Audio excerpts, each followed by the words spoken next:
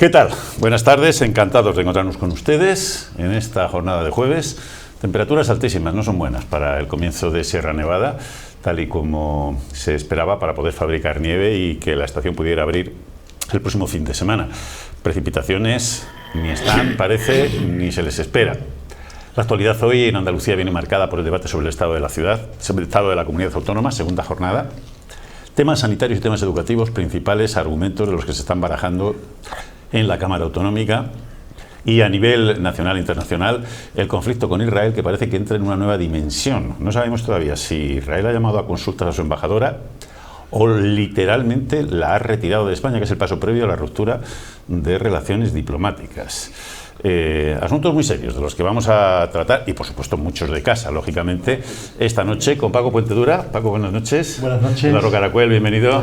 Buenas Gracias, noches. Buenas noches. Chema Rueda, buenas noches. Encantado, buenas noches. Pepe Martínez Olmos, buenas noches. Hola, buenas noches, ¿qué tal? Bueno, por empezar un poco de más a menos, esa noticia que nos coloca a un pasito de la ruptura de negociaciones diplomáticas con Israel, verdaderamente sorprendentes, porque están basadas en unas declaraciones que suscribe prácticamente todo el mundo, las de la condena sin paliativos a Hamás y a su atentado terrorista por parte del presidente del gobierno, pero a su vez la exigencia a Israel de que no puede seguir actuando al margen de la legalidad internacional en lo que a víctimas civiles se refiere. Martínez Olmos, ¿cómo lo ve? Bueno, yo creo que estamos ante un tema especialmente delicado, complejo y sobre todo muy doloroso, porque una de las características que tienen los tiempos que vivimos es que todo se retransmite y las guerras nos las están retransmitiendo y las imágenes de destrucción son inaceptables, ¿no?, para cualquier persona de bien, ¿no?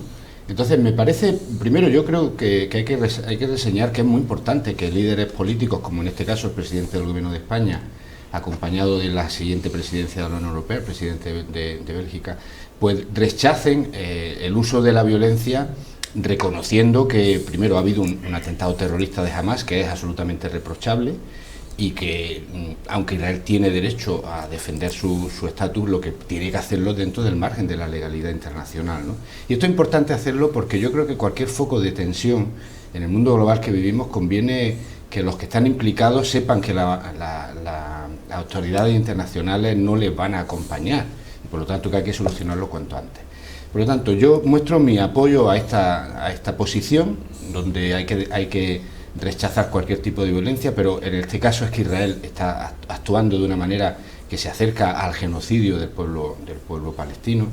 Y luego también creo que no se debe de utilizar este asunto en clave de política nacional. No me parece que valga todo para oponerse al gobierno. En ese sentido, creo que la posición del Partido Popular en este asunto es desafortunada, porque las posiciones que España y que muchos líderes de la Unión Europea están manifestando son de rechazo a la violencia y sobre todo de abrir también espacios para lo que puede ser una solución negociada, que tiene que ser, como se viene reclamando desde hace muchísimo tiempo, con el establecimiento de dos estados, el Estado palestino y el Estado de Israel, para que puedan convivir.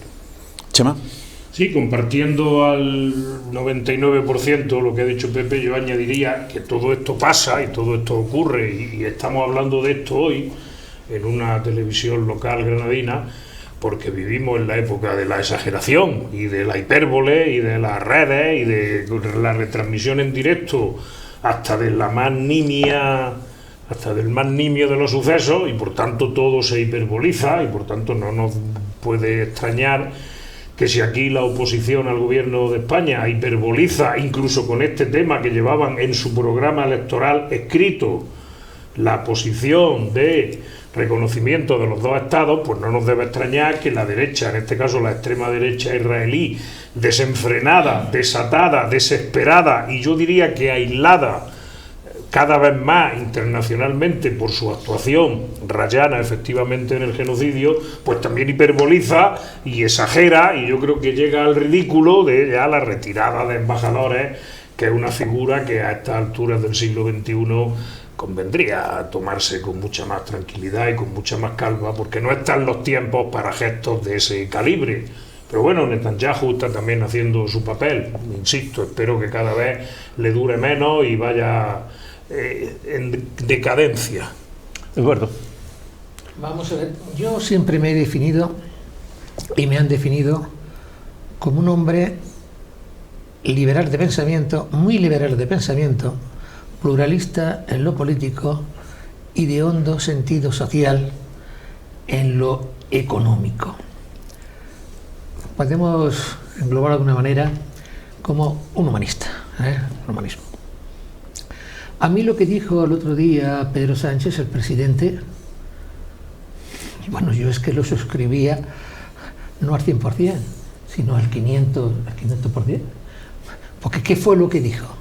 Condenaba el terrorismo de Hamás, sin paliativos, pero no solamente una vez. No solamente una vez. Desde que tuvo lugar la actuación de Hamás, lo estuvo condenando. Lo condenó. Y también lo que dijo, que a mí me gustó ese acto de valentía, lo digo seriamente, porque fue un acto muy valiente.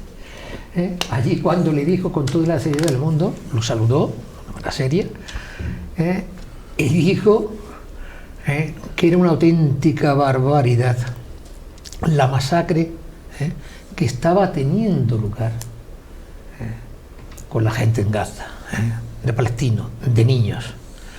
Entonces, claro, yo vi que Netanyahu y los demás fue ya cuando después empezaron a decir que si estaba, si terrorista, que si no sé qué. Después también aquí la oposición diciendo que era un terrorista de Hamás, que le había felicitado. Coño, si te felicito de Hamás, ¿qué vas a hacer? ¿Qué vas a decir? A ver si me entiendes. Pero todas estas cosas, ¿no? Entonces, yo lo que veo que que el presidente actúa con mucha valentía, que si se han llamado a los embajadores, a mí me da exactamente igual, que la humanidad, esos principios están por encima de todo, y vamos a dejarnos, y perdón por la expresión, de gabinas diplomáticas y demás, cuando lo que no estamos jugando, lo que está sucediendo son muchas vidas humanas. Esto me recuerda también lo de la guerra de Irak, que había armas de destrucción masiva, mucha arma de destrucción masiva, y después fue ya cuando vimos en televisión esas imágenes horrorosas, ¿no?, de esos chavales, de esos niños, de esas mujeres mutiladas, lo que estaban haciendo, y no había ni armas de destrucción masiva ni nada. Israel, que siempre ha hecho lo que ha querido, pero de siempre, ¿no?, porque ha tenido ahí el apoyo sobre todo de los Estados Unidos. Ese es el tema, no hay otra cosa. Pero que a mí me da exactamente igual la retirada de embajadores, la no retirada de embajadores, me da lo mismo, y la humanidad está por encima de todo. Paco. Pues yo, estando de acuerdo absolutamente con todo lo que se ha dicho en esta mesa, sí quisiera recordar algunas cosas. La primera de ellas es algo que se le debería meter en la cabeza a la derecha y a la ultraderecha en este país.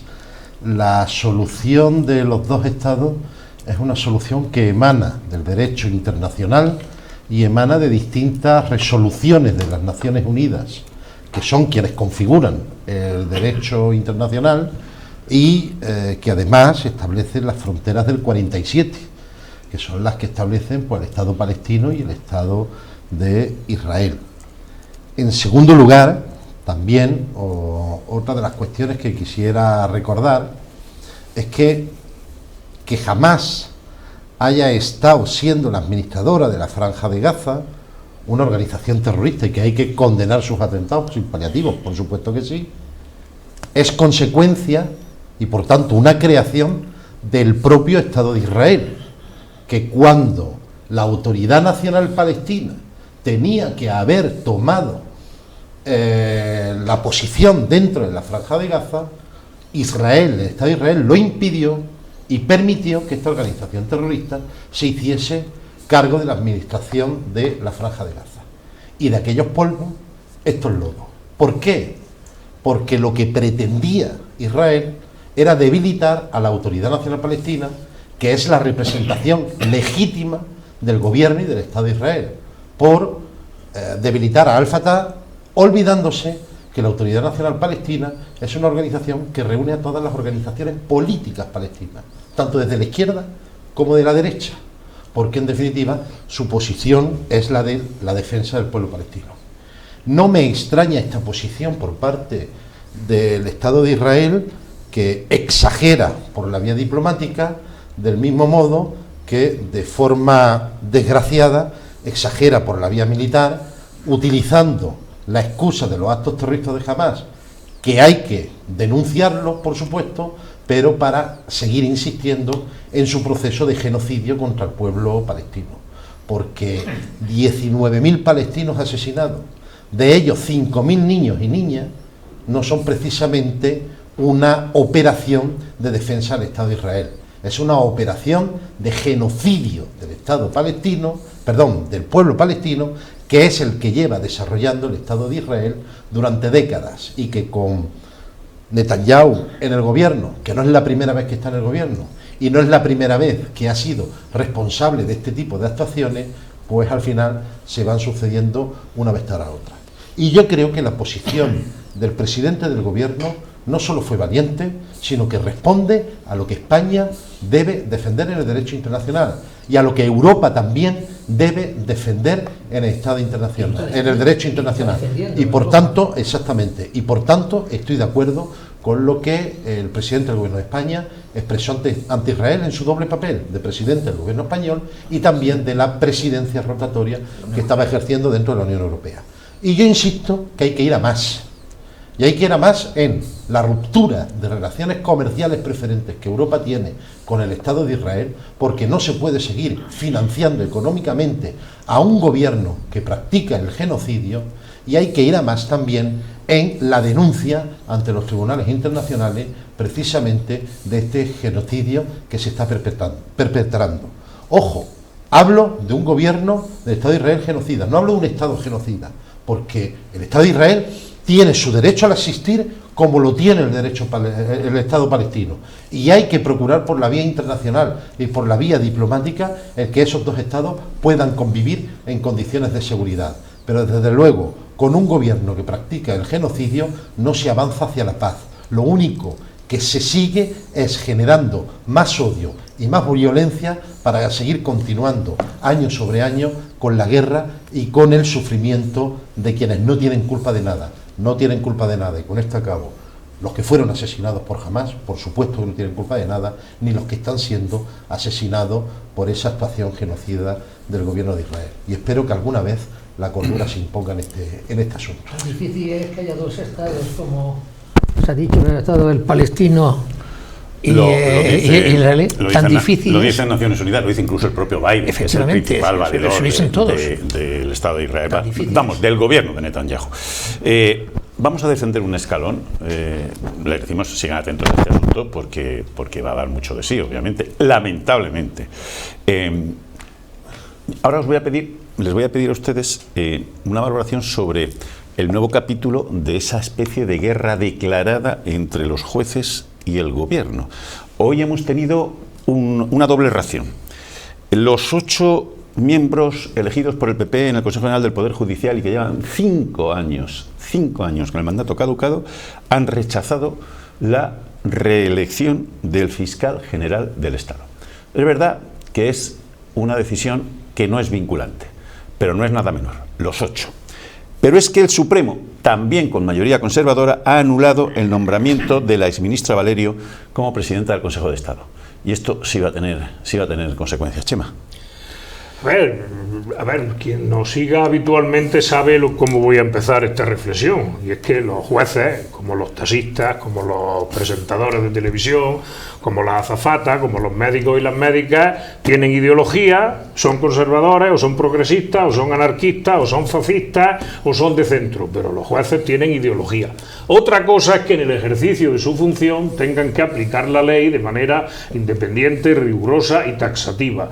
Dicho lo cual, manda narices, si se me permite la expresión, que jueces que llevan 5 años incumpliendo la ley, violando la Constitución y ocupando ilegítimamente un puesto en el Consejo General del Poder Judicial se pongan a opinar de lo que sea, no ya de la idoneidad o no idoneidad de la persona que ocupa la Fiscalía General del Estado, sino de cualquier tema, sin que además se le suba el color rojo a la cara, ni se avergüencen, ni nada por el estilo. Es decir, están ejerciendo en este caso no como jueces, están ejerciendo como activistas conservadores, y dicho lo cual, pues ¿qué vamos a esperar que hagan? Lo del Tribunal Supremo me preocupa un poquito más todavía, porque independientemente de que los tribunales son los encargados en nuestro Estado de Derecho de velar por la legalidad de la actuación administrativa, es cierto que hay un margen de discrecionalidad en la actuación del gobierno, afortunadamente de este gobierno y de todos los gobiernos, lo digo por si alguien cree que la discrecionalidad solo es de este gobierno. Todos los gobiernos tienen un margen de discrecionalidad para adoptar determinadas decisiones políticas que, independientemente de que puedan estar también sujetas a la legalidad administrativa, parece oportuno que nadie se meta en esos berenjenales, porque sobre todo el requisito de impecable trayectoria profesional lo cumple, y el otro requisito de jurista de reconocido prestigio pues es tan discutible como si yo ahora mismo me pongo a defender de mí mismo que soy un jurista de reconocido prestigio, porque llevo 30 años de servicio en área jurídica en la administración pública. No creo que el Tribunal Supremo deba de meterse a valorar esas cosas. Por tanto, creo que los jueces conservadores están actuando más como activistas conservadores que como jueces, y eso no es ni bueno, ni recomendable, ni desde luego hace ningún favor a quienes claman y se echan las manos a la cabeza cuando alguien utiliza la célebre palabra de lawfare, porque está claro que en este país, como en todos los países del mundo, hay quien utiliza la justicia para la política y hay quien utiliza la política para la justicia. De lo cual no deberíamos extrañarnos, pero siempre y cuando queden claras las reglas del juego. Doctor. Bueno, yo, además de lo que dice Chema, que también lo comparto, me parece importante señalar que, al menos desde mi punto de vista, la derecha política, la derecha económica, la derecha judicial, la derecha empresarial, en fin, la derecha mediática, están incorporándose a una estrategia de confrontación radical frente al gobierno. Están en su derecho, pero en el sentido de que estamos en una sociedad diversa y es comprensible que, teniendo en cuenta que este gobierno representa seguramente uno de los gobiernos más firmes en la defensa de determinadas convicciones, por llamarlo de alguna manera, no les guste la idea de que pueda sobrevivir toda la legislatura. Y entonces cualquier asunto, viene bien para erosionar la legitimidad del gobierno. Y yo creo que esto es importante tenerlo en cuenta para entender, en mi opinión, lo que está pasando en el mundo de los jueces, ¿no? Están involucrados en una estrategia política, con esa visión que tienen de cómo tiene que ser la política y cómo se tiene que organizar el gobierno y el Estado, pero creo que eso al final es contraproducente, porque la sociedad hace ya tiempo que percibe determinados problemas de funcionamiento de la justicia, y conste que yo pienso que la inmensa mayoría de los jueces son profesionales de enorme calidad en su toma de decisiones, y a mí me parece esto también importante señalarlo, pero la actuación de quienes en determinadas supraestructuras juegan a la política en cualquiera de los asuntos que puedan tener entre sus manos, al final perjudica la imagen de la justicia, la imagen de imparcialidad que tiene que ser también preservada, ¿no? Yo en ese sentido llamaría la atención a este tipo de colectivos para que fueran más prudentes, porque tienen que ser imparciales y parecerlo. Es tan importante una cosa como la otra.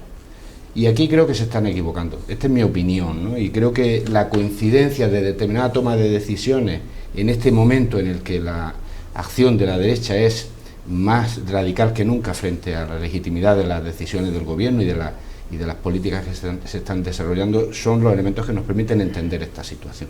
Yo, como ciudadano, independientemente de mi adscripción ideológica, yo reclamaría más serenidad, de alguna manera, como más objetividad en los planteamientos, y dejar que los temas políticos se debatan en el sitio donde se tienen que debatir, que son los espacios institucionales, las Cortes Generales y las acciones que los partidos políticos pueden hacer en su iniciativa. Eduardo. En el tema que estamos hablando de los jueces, efectivamente, es que la mayoría deben ser imparciales, como tú bien has dicho, ¿no? Y yo creo que no pocos de ellos, o la mayoría, pues son imparciales en la toma de decisiones. Pero no podemos olvidar, o no debemos olvidar, que son un estamento que proviene de una casta muy conservadora o reaccionaria, ¿no? Porque ¿quién se puede permitir el lujo de estar preparando unas oposiciones para jueces, como yo conozco algunos y algunas, 10 u 11 años? Yo empecé a preparar judicatura cuando terminé Derecho, en el año 78. Me tocó la época de la transición, pero yo no me pude permitir el lujo, primero porque congelaron la oposición, habían cambiado toda la legislación y las oposiciones se convocaban en aquello entonces, eran jueces de distrito, yo recuerdo esos jueces de distrito, ¿no? Tenía que esperar otros 2 años más, 4 años, y digo, madre mía, si yo espero 4 años, los que vienen detrás de mí vienen más preparados, yo voy a tener que empezar a estudiar otra carrera. Y yo, un hombre que con 9 años se quedó huérfano de padre, mi hermano con 7 años, mi hermana con 2 años, mi madre ayuda, o sea, yo no me podía permitir ese lujo, ya tuve que hacer otras oposiciones de las que estoy encantado, en las que me jubilo ahora ya recientemente, y bueno, y he llegado también a hacer dentro de mi profesión, ¿no? Pues llegado a ser por el director, como bien sabéis, un gran centro penitenciario y demás aquí en Granada, de todo asunto, no me arrepiento, sino que todo me ha encantado. Pero que eso es inevitable, lo que está sucediendo, pero inevitable, pero no como está sucediendo, perdonad, actualmente, porque yo nunca he visto en mis años de vida la arremetida, la embestida de ciertos sectores elitistas, podríamos decir, en las profesiones y demás, contra el gobierno. Yo es que no he visto eso en mi vida. ¿Cómo? Porque antes se disimulaba, simulábamos todavía, cada uno pues tenía su idea y demás, pero ahora es que ya no, ahora es que se va a saco, ¿no? Se insulta, se critica, ¿no? Por estos mismos estamentos, una auténtica barbaridad. Aquí lo estaba comentando Agustín, yo no sabía lo de Valerio, ¿no? Y demás. Pero decir, bueno, me opongo, es que no se ha visto eso nunca, lo que está sucediendo. Entonces yo lo que veo es que el gobierno, vosotros me podéis decirle, ¿no? Ahora decir lo que queréis, y me parece que hay cierta debilidad, o que lo han tomado de coña. ¿Me entiendes?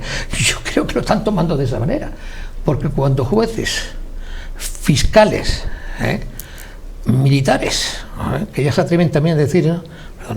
Debe decir los militares, bueno, en la reserva y demás, todo esto, y otra serie de estamentos, colegios de abogados, pues son capaces de hacer estas cosas, y un colegio de abogados y colegios de abogados que tienen que representar a todos los abogados, pero no, aparte de los abogados, se manifiestan también en las puertas de las audiencias, ¿no? Como juez de magistrado, digo, ¿pero a dónde vamos? Habiendo una sentencia del Supremo que prohíbe a los colegios de abogados meterse en según qué berenjenales, pero parece que solo a los de Cataluña. Esa sentencia no se la han leído los ilustres que salen a la calle. Paco. Vamos a ver, yo creo que cualquier ciudadano obviamente tiene el derecho, que como no puede ser de otra manera, a la libertad de expresión política, pero cuando determinados estamentos forman parte de poderes públicos del Estado, tienen una obligación que es la de la lealtad institucional. Y yo creo que se está dando el cambio y un giro muy peligroso, que no es el de lealtad institucional, sino el de deslealtad institucional. Y eso ocurre cuando determinados poderes públicos, que además no han sido directamente elegidos por la ciudadanía, pues se arrogan unas competencias que no deberían tener. Está bien que los poderes públicos y los determinados estamentos del poder puedan tener cierto margen de discrecionalidad, porque eso permite el arbitraje entre, es decir, evita que se rompan las costuras y engrasa los engranajes y las relaciones entre unos poderes públicos y otros. Ahora, cuando la discrecionalidad se convierte en arbitrariedad, pues al final lo que nos estamos encontrando es que se acaba generando esta situación de deslealtad institucional. El gobierno puede gustar más o puede gustar menos, pero sale elegido por un parlamento que es elegido directamente del voto de la ciudadanía. El Poder Judicial, que tiene que estar ahí y que tiene que estar garantizada su independencia, no es elegido por ningún poder democrático. Del mismo modo que no lo es el ejército, del mismo modo que no lo son otros sectores. Y por tanto, tienen que guardarse muy mucho la ropa a la hora de establecer cómo expresan sus opiniones políticas. Su opinión profesional, siempre. Y en defensa del Estado de Derecho, siempre. Pero cuando se toman posiciones que tienen más que ver con el activismo político que con su papel de poder público, se están rozando costuras del sistema democrático del Estado de Derecho que no se deberían rozar. Y yo casi me hago esta pregunta: ¿y quién entonces tiene la tentación de generar situaciones golpistas? ¿Quién no respeta a los poderes públicos que emanan directamente del voto de la ciudadanía? ¿Quienes se sobrepasan en sus competencias?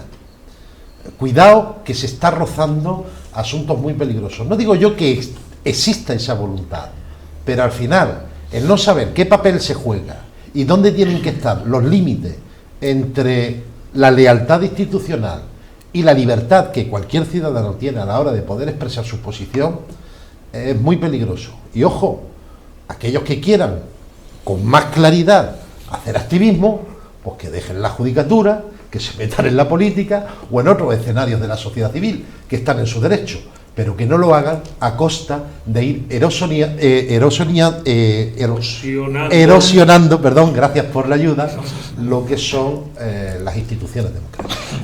Bueno, pues vamos a descender un escalón más. Hemos pasado por la política internacional, por la nacional, y ahora nos vamos a quedar en la andaluza.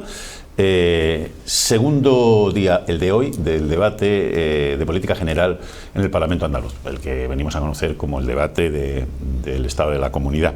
Me ha llamado la atención, y os lo planteo, me ha llamado la atención un titular que deja el presidente Juan Manuel Moreno, que ha convocado a todos los andaluces a defender la igualdad en la calle ante el riesgo, ha dicho, de una Andalucía a dos velocidades. Les planteo que tengan presente dos datos respecto a esa desigualdad. Andalucía es la comunidad autónoma que más se beneficiaría de la condonación de la deuda autonómica, la que más por encima de Cataluña, y Andalucía es la comunidad autónoma que más fondos europeos de recuperación ha recibido de toda España, incluida Cataluña. A pesar de eso, dice Juan Manuel Moreno Bonilla, que estamos hablando de una España a dos velocidades y hay que salir a la calle para protestar contra la desigualdad. Eduardo. Bueno, pero eso ya son cosas... Bueno, yo no he seguido el debate. Bueno, fue ayer, estuve sapeando, y sí vi la intervención, en parte, poquita cosa, de Juan Manuel Morena y tal Gavilla de Vox o no sé de esto. Bueno, Vox ya sabemos, ¿no? Son los muletillas y las maletillas, o los maletillas, ¿no?, del Partido Popular. O sea, hablan mucho, vamos a romper, vamos a hacer esto, vamos a hacer lo otro. Sin embargo, son las muletas. Apoyaros nosotros, que nosotros mantenemos, aunque nos despreciéis. Aunque nos despreciéis. Bien, eso ya es hablar por hablar, ¿no?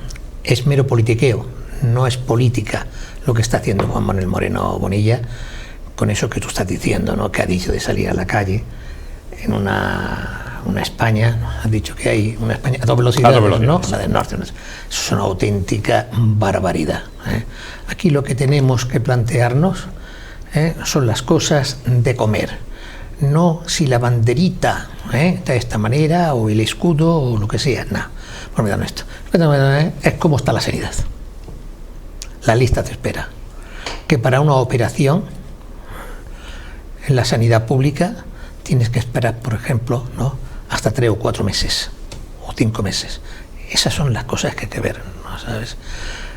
La enseñanza pública, cómo está, que tiene poca ayuda, ¿no? Esas son las cosas pues que tenemos que ver las cosas que van. Pero ya el tema este de salir a la calle para ver la igualdad, pero la igualdad, ¿dónde está la igualdad?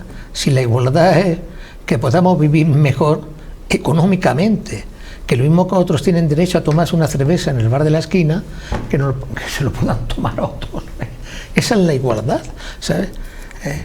Cuando se habla de la amnistía, ¿no? Tenemos que ser iguales, no, la igualdad. La igualdad son otras cosas, son las cosas de comer. Esas son las cosas donde tenemos que ver si somos más iguales o menos iguales, si hay más diferencias o menos diferencias de clase. Paco. Aquí se ha dicho 16.500 millones de euros de condonación de la deuda de la comunidad autónoma. Es decir, casi 1.500 millones de euros más que lo que se le condona a Cataluña. La tercera comunidad, por cierto, es Madrid.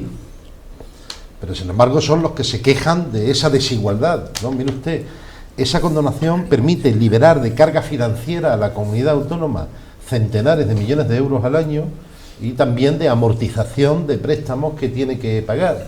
Y que esos centenares de millones de euros bien se pueden destinar a reforzar las políticas de dependencia, la educación pública y de calidad, los servicios sanitarios en nuestra comunidad autónoma. Es decir, en la voluntad de la acción política del gobierno de la Junta de Andalucía, que tiene liberado esa cantidad de dinero, se demostrará si ellos optan o no por una España a 2 velocidades. Si su prioridad es defender la educación, la sanidad, las políticas sociales, pues serán el mejor antídoto a cualquier tentativa que haya de 2 velocidades en España, ¿no? Y por otro lado, no solo fondos de recuperación, sino que por desgracia ha sido la comunidad autónoma que más fondos ha tenido que devolver por mayor ineficiencia en su aplicación. Afortunadamente, el gobierno de España reaccionó y esas líneas que no, como comunidad autónoma, no se convirtió en esos fondos o no se desarrollaron en esos fondos, se abrieron en otras nuevas líneas que favorecieron sobre todo a muchos ayuntamientos.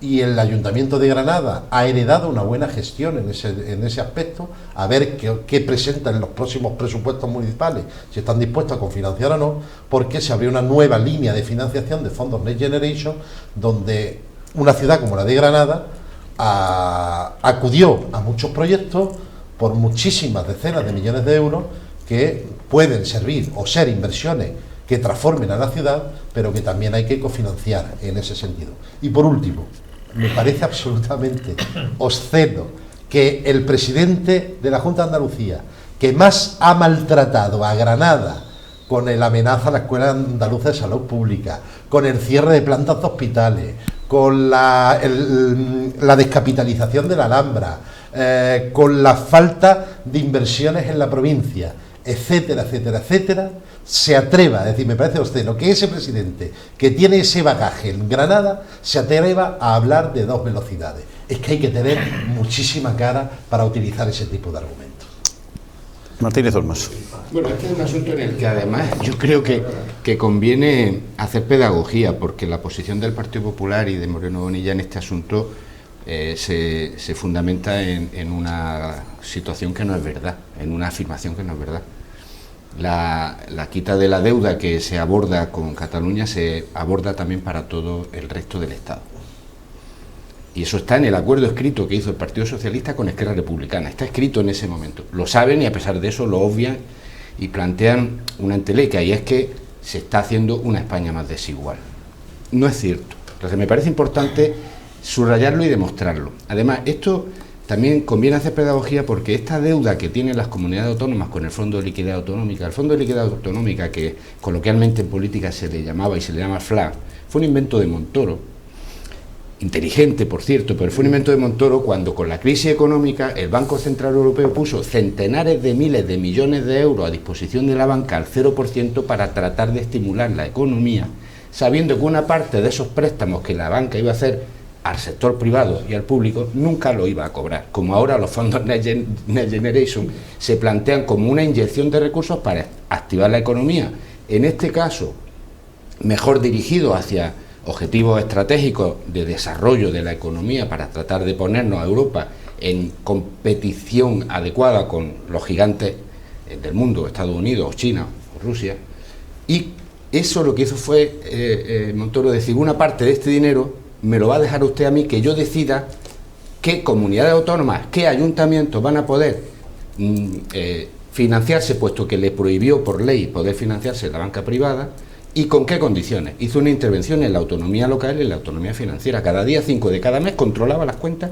Incluso el Partido Popular, con la información que tenían que mandarle las instituciones, sabía a qué ferretero le debía el Ayuntamiento de Granada o a qué imprenta le debía el Ayuntamiento de Granada, y luego salía el Partido Popular criticando la gestión de ese ayuntamiento en una actuación también de la institucional, en los términos que comentaba antes.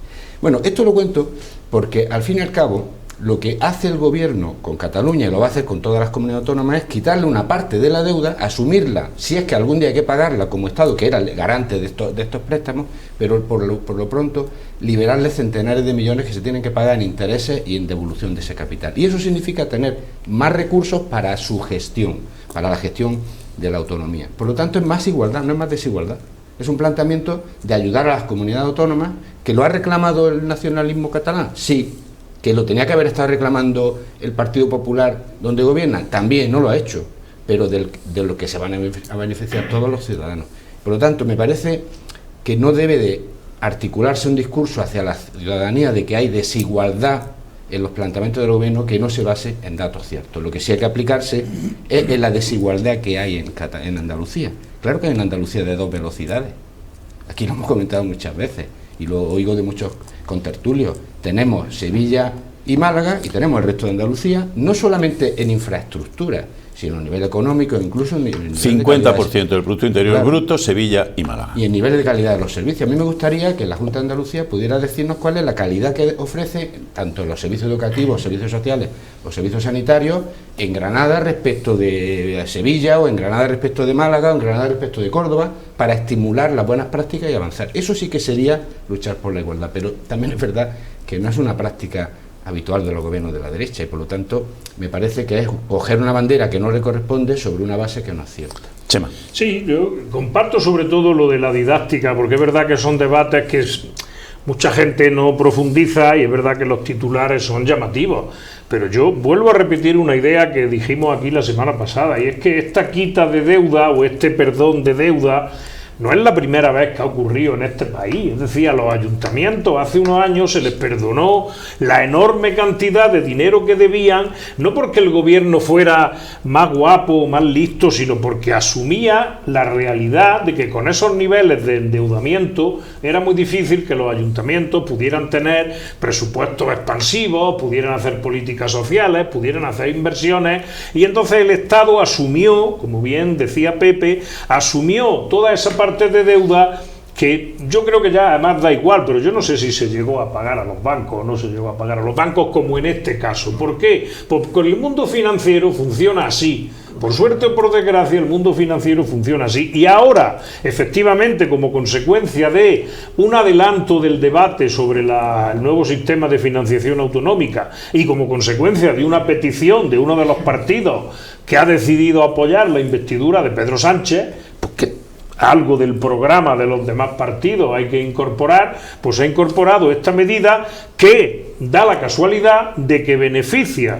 fundamentalmente a la comunidad autónoma andaluza, pero que parece ser que Feijóo es verdad que dio orden a sus varones autonómicos de que no se adhirieran a esta medida, pero va a ser muy difícil que no se adhieran, porque hay que ser, primero, muy tonto, con perdón de la expresión, y segundo, un mal representante de los intereses de los andaluces y las andaluzas, los valencianos y las valencianas, los extremeños y las extremeñas, los aragoneses y las aragonesas, etcétera, etcétera, como para que ningún presidente rechace este mecanismo de mejora de su financiación para mejorar los servicios y efectivamente para aplicar políticas en sus comunidades autónomas, y en este caso en la andaluza, para así de verdad eliminar las desigualdades, que ya son 5 años los que lleva Moreno Bonilla en el gobierno. Y ayer, en una ráfaga del debate de la comunidad, todavía me pareció que decía que después de 40 años de socialismo, ¿no? Ya van 5. ya van 5 de conservadurismo o morenobollinismo, que no se sabe muy bien la manera de gobernar que tienen. Desde luego, esconder los problemas y no afrontarlos. Y el de la desigualdad, como bien habéis dicho los tres, es un debate que en Andalucía sí se va a dar. Así que yo lo que invito es a la ciudadanía andaluza a que salga a la calle a reclamar igualdad en las políticas de la Junta de Andalucía. Y si me permites un pequeño matiz, medidas como estas también hablan de la solvencia financiera que tiene el Estado español, porque hay que recordar que España no es de los estados más endeudados dentro de la Unión Europea y que hay potencias económicas como Estados Unidos o Japón, por poner un ejemplo, donde sus indicadores de deuda pública son el doble que los que tiene el propio Estado español. ¿Cómo se nota que no lee el ABC? Eso no es así, hombre, eso no es así. Y el crecimiento de la deuda en las últimas décadas en España no se produjo por el sector público, sino por asumir la deuda bancaria y el rescate bancario y la deuda privada, convirtiéndola en deuda pública. Y aún así, la solvencia está encima de la mesa y garantizada, porque si no, medidas de este tipo nunca hubiesen podido esta decisión aplicarse. no aumenta la deuda pública, es la misma La redistribuye, la reestructura que internamente. avalada por el Estado, avalada por el Estado, simplemente que libera a las comunidades autónomas de una parte de esa deuda que la va a pagar el Estado definitivamente. Entonces yo creo que hay que hacer pedagogía y no hay que hacer demagogia y no vincular esto con el modelo de financiación autonómica. Yo he estado en las Cortes Generales con una promesa de Rajoy de que iba a abordar el modelo de financiación autonómica y se fue Rajoy sin poder resolverlo porque no es fácil de resolver. Solamente podremos tener un modelo de financiación autonómica nueva si seguimos creciendo económicamente, porque entonces todos podrán ganar, aunque unos ganen más y otros ganen menos en el nuevo modelo. Pero hemos vivido al menos 10-12 años donde el crecimiento económico no ha permitido abordar ese problema. Y eso también está en el debe del Partido Popular. Y donde la Constitución española incluso te garantiza distintos niveles de criterios a la hora de establecer la financiación autonómica. La insularidad en las islas, la dispersión poblacional en Aragón, por poner un ejemplo, los foros en Euskadi y también en Navarra, porque siempre se habla del cupo vasco, pero no se habla del cupo navarro, y algo que muy inteligentemente consiguió la Comunidad Autónoma de Andalucía, y es que mientras había comunidades que hablaban de inversiones por el PIB, nosotros planteábamos inversiones por la población. En definitiva, ese colorario sí garantiza igualdad, garantiza pluralidad y sobre todo equilibrio en la construcción territorial. En el debate del Estado de la Comunidad se ha hablado mucho de salud. El Partido Socialista y la coalición de izquierdas ha dado unos datos absolutamente demoledores, ha refrescado los datos de las listas de espera, de la dependencia, de la falta de inversión, de contratación, etcétera, etcétera, que dibuja un panorama extraordinariamente complicado. En Granada, en la última semana hemos tenido casi el responso final para la Escuela Andaluza de Salud Pública. Se ha privatizado hasta la dirección. El doctor Martínez Olmos es profesor de la escuela. ¿Cómo está el ambiente por allí? Bueno, hay preocupación, como es lógico, ¿no? No solamente por estas últimas decisiones, sino porque desde hace meses el anuncio de la creación del Instituto Andaluz de Salud, que incorporará, entre otras instituciones, a la escuela, y en este caso pues dejará de ser una institución como hasta ahora ha sido, con independencia, dentro de lo que se puede entender en términos de independencia y de autonomía de gestión, pues es una preocupación que se viene viviendo en el interior de la escuela y en el entorno de la salud pública, donde la escuela ha tenido durante muchos años una capacidad de creación de programa y de influencia de mejora en los sistemas sanitarios que nadie discute, ¿no? Esto es un punto más. A mí me parece que es un error el hacer desaparecer la escuela como institución específica para la salud pública y la gestión de los servicios sanitarios y la cooperación al desarrollo sanitario. Me parece un error. No quiero decir con esto que no sea conveniente tener una institución nueva, diferente, que pueda hacer un esfuerzo mejor a la hora de hacer investigación biosanitaria. Pero eso no tiene nada que ver con la salud pública. Entonces, hay preocupación, es importante señalarlo, y de alguna manera sí que se puede afirmar que el peso de Granada disminuye a la hora de tener influencia en las políticas de salud con esta decisión. Entonces, yo creo que es un error y lamentablemente estoy convencido que no van a rectificar ni que va a haber espacio para la mejora en el debate en el debate parlamentario, y probablemente cuando pase el tiempo pues lamentaremos con enorme profundidad esta decisión de acabar con lo que ha sido la Escuela Andaluza de Salud Pública. Yo, sin embargo, no creo que haya riesgo en cuanto a los puestos de trabajo. También tengo que decirlo, pero el proyecto sí. Sí, pero del proyecto sí, pero hay preocupación incluso en los trabajadores, como es lógico, ¿no? Incluso la manera en la que se gestionen los profesionales, pues no es baladí que sea de una manera tradicional con directivos dentro de la institución o con directivos que vengan de empresas privadas. No es baladí, es diferente en cuanto a estilo y tal, pero de todas maneras esa preocupación existe. Yo creo que la gestión de los profesionales de la escuela es una de las tareas con la que más cuidado hay que andar en los próximos meses, porque ahí eso influye también en la motivación.